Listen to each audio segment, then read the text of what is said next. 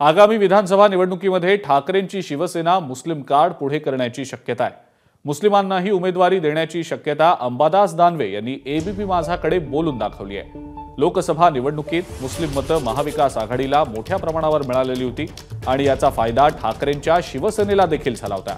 त्यामुळे आता थेट मुस्लिम उमेदवार देण्याचा निर्णय ठाकरेंच्या शिवसेनेने घेतल्याचं दिसतंय आणि यावरून एमआयएमचे माजी खासदार इम्तियाज जलील यांनी खोचक प्रतिक्रिया दिलेली आहे। केवळ उमेदवारच देऊ नका तर त्यांना निवडून आणण्याची जबाबदारी देखील घ्या असं म्हणत जलील यांनी ठाकरे गटाला डिवचलेलं आहे।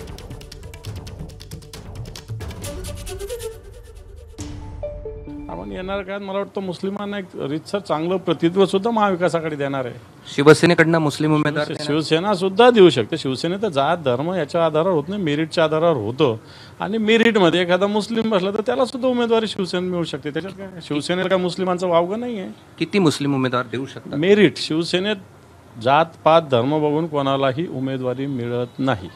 मेरिटमध्ये मुस्लिम बसला तरी त्याला मिळेल, बौद्ध बांधव बसला तरी त्याला मिळेल, हिंदू बसला तरी त्याला मिळेल। मेरिट शिवसेनेत महत्त्वाचं आहे। भारतीय जनता पक्षाच्या विरोधात जाऊन आम्हाला केंद्रामध्ये सरकार नाही पाहिजे म्हणून या लोकांना त्यांनी मुस्लिम समाजाने मतदान केलं। आता उद्धव साहेबांना हे कळालेलं आहे, शरद पवार साहेबांनाही कळालेलं आहे आणि काँग्रेसलाही कळालेलं आहे की बाबा तशी परिस्थिती विधानसभेमध्ये निर्माण होणार नाही। म्हणून पहिल्यापासूनच त्यांना माहीत पडलेलं आहे की आता मुस्लिमांना आपल्याला परत मत घ्यायचं असेल तर आपल्याला काही तिकीट द्यायला खूप आनंदाची गोष्ट आहे ना। आणि फक्त द्या नको, त्यांना निवडून आणण्याची जबाबदारी पण तुम्ही घ्या।